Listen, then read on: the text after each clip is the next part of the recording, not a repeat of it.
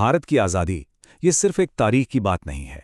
इसके पीछे है 200 सालों का एक लंबा संघर्ष, अनगिनत बलिदान और एक पूरे राष्ट्र के जन्म की कहानी। तो आज हम इसी कहानी की गहराइयों में उतरेंगे और ये समझने की कोशिश करेंगे कि इस आज़ादी के लिए हमें क्या कीमत चुकानी पड़ी। ये शब्द, ये जीत के शब्द थे, उस एक पल के जब सदियों की गुलामी की जंजीरें टूट रही थीं। लेकिन यहाँ तक पहुँचने का सफ़र वो आसान बिल्कुल नहीं था। ये एक ऐसा रास्ता था जिस पर उम्मीदें भी थीं और बहुत सी त्रासदियाँ भी। तो चलिए कहानी को बिल्कुल शुरू से शुरू करते हैं। तो ये सब शुरू कहाँ से हुआ? बात है 1700 के दशक की। तब ब्रिटिश ईस्ट इंडिया कंपनी कोई सरकार या हुकूमत नहीं थी।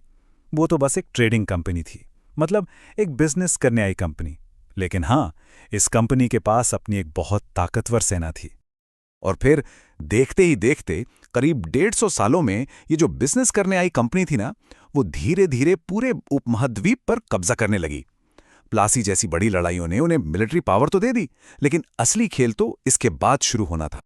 देखिए, ये सिर्फ टैक्स वसूलने का हक नहीं था, ये तो सीधे सीधे भारत के सबसे अमीर इलाकों की तिजोरी की चाबी थी जो उनके हाथ लग गई थी। इस एक सिस्टम के जरिए भारत का बेशुमार पैसा, यहाँ की दौलत सब ब्रिटेन के खजानों में जाने लगा। ये एक सोचा समझा ऑर्गेनाइज्ड तरीका था भारत को लूटने का। 1 करोड़, जरा सोचिए, ये सिर्फ एक नंबर नहीं है, ये एक दिल दहला देने वाली सच्चाई है। 1770 में बंगाल में जो अकाल पड़ा, उसमें करीब करीब 1 करोड़ लोगों की जान चली गई। और ये तबाही और भी ज्यादा भयानक इसलिए हो गई क्योंकि कंपनी की टैक्स वसूलने की नीतियां वो बेहद बेरहम थीं। तो जाहिर है, जब इतना जुल्म और नाइंसाफी हो रही थी तो एक चिंगारी तो सुलगनी ही थी, और जल्द ही ये चिंगारी एक राष्ट्रव्यापी विद्रोह की आग बनने वाली थी। हाँ, ये बात सच है कि 1857 के इस विद्रोह को बड़ी बेरहमी से कुचल दिया गया था, लेकिन इसने एक बहुत बड़ा काम किया। इसने अंग्रेजों के कभी ना हारने का जो वहम था उसे तोड़ दिया, और शायद पहली बार पूरे देश में एक साथ मिलकर आज़ादी पाने की एक कॉमन इच्छा पैदा हुई। अब 1885 में जब इंडियन नेशनल कांग्रेस बनी तो आज़ादी की लड़ाई में 2 अलग-अलग सोच सामने आई। एक तरफ थे उदारवादी, जो कहते थे कि ब्रिटिश सिस्टम के अंदर रहकर ही सुधार किए जाएं, और दूसरी तरफ थे क्रांतिकारी, जिनका मानना था कि नहीं, हमें पूरी आज़ादी चाहिए और उसके लिए सीधी कार्रवाई करनी होगी। और फिर हुआ जलियांवाला बाग। इस एक घटना ने, इस हत्याकांड ने पूरे देश को हिला कर रख दिया। अब यह बिल्कुल साफ हो चुका था कि सुधार की बातें करना बेकार है।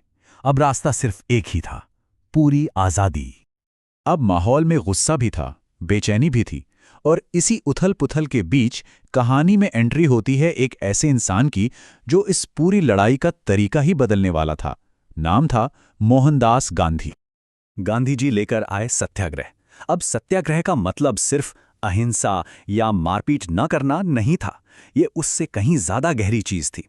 ये एक नैतिक ताकत थी, एक ऐसा हथियार जो जालिम की आत्मा को, उसके ज़मीर को झंझोड़ दे। बिना डरे, बिना झुके, सच के लिए खड़े रहना। और सत्याग्रह का सबसे बड़ा उदाहरण था 1930 का नमक मार्च। सोचिए, नमक कितनी मामूली सी चीज है, पर गांधी जी ने इसी को अपना हथियार बनाया। अंग्रेजों ने नमक बनाने पर टैक्स लगा दिया था, तो गांधी जी ने 240 मील पैदल चलकर समुद्र तक मार्च किया और खुद नमक बनाकर उस कानून को तोड़ा।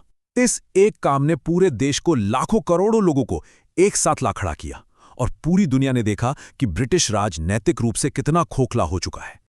नमक मार्च से जो एनर्जी मिली, उसी ने 1942 के भारत छोड़ो आंदोलन की नींव रखी। उधर दूसरा वर्ल्ड वॉर भी चल रहा था, जिसने ब्रिटिश साम्राज्य की कमर तोड़ दी थी। तो अब यह लगभग तय हो चुका था कि अंग्रेजों को जाना होगा, भारत आजाद होगा। लेकिन कहानी का जो आखिरी चैप्टर था, वो सबसे ज्यादा दर्दनाक और खूनी साबित होने वाला था। तो आजादी तो मिल रही थी, पर एक शर्त पर। अंग्रेजों की डिवाइड एंड रूल यानी बांटो और राज करो की पॉलिसी ने अपना काम कर दिया था, और उस वक्त के जो राजनीतिक हालात थे, उनके चलते ये फैसला लिया गया कि एक देश नहीं बल्कि 2 देश बनेंगे, हिंदू मेजॉरिटी वाला भारत और मुस्लिम मेजॉरिटी वाला पाकिस्तान। और इस फैसले के बाद जो हुआ, उसे शायद इंसानी इतिहास का सबसे बड़ा और सबसे खूनी माइग्रेशन कहा जाता है। एक अनुमान के मुताबिक इस बंटवारे के दौरान जो दंगे भड़के, जो हिंसा हुई उसमें 10 से 20 लाख लोगों की जानें गईं।